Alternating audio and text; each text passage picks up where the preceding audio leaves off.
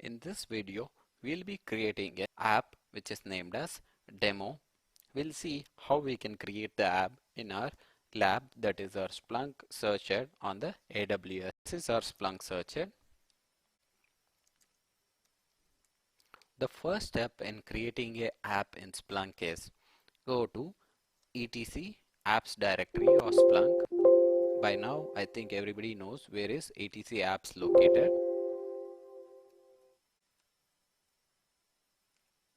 So once you are inside etc apps, if you list the files in those directories, you will see an app called sample app.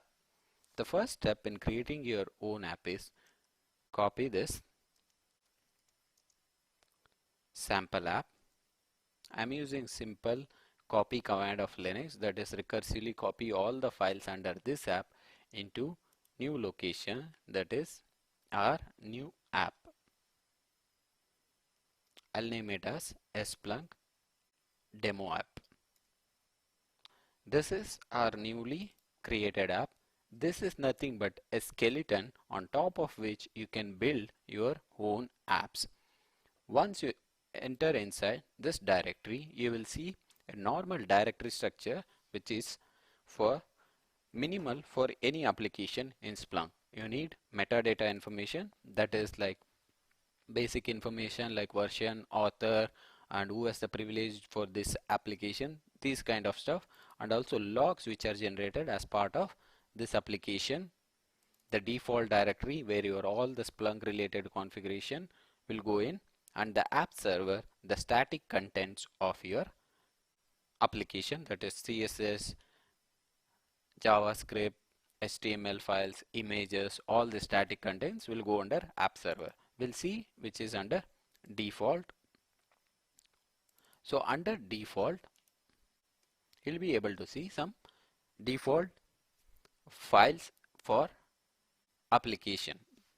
As you can see, there is a app.conf which is very important for enabling your application, because by default this state is disabled.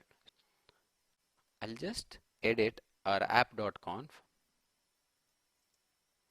I'll name it state is equal to enabled. You can use any text editors for editing these files. I'll be using VI, as you already know by now.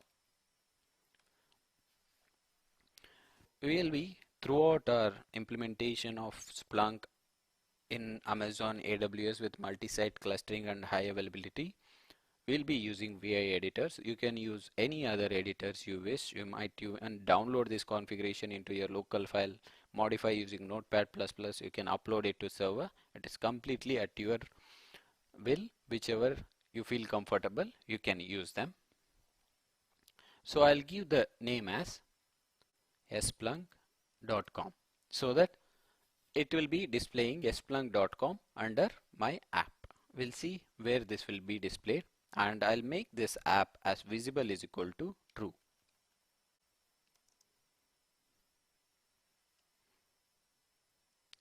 So once this file is edited, just make sure this file contains all the edited values, that is state is enabled, it is visible, and the label for this application.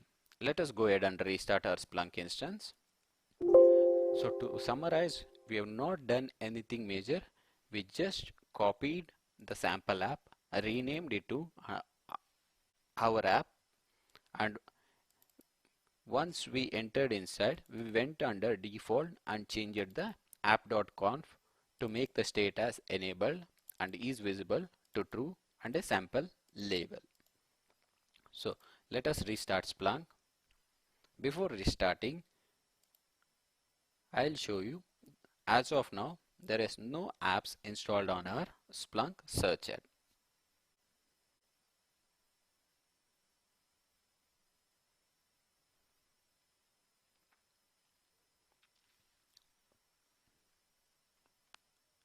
So this is our searcher. As you can see, we have only search and reporting, and we have just now installed our new app. Once we restart, we should be able to see our new app in this menu.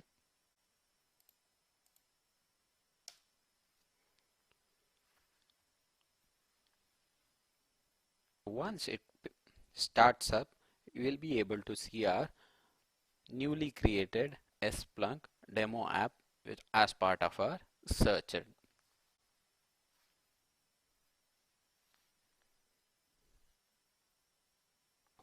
is successfully restarted.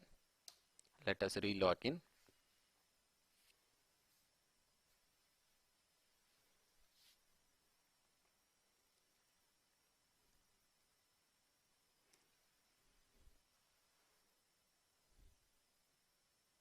As you can see, we have our new app, that is splunk.com.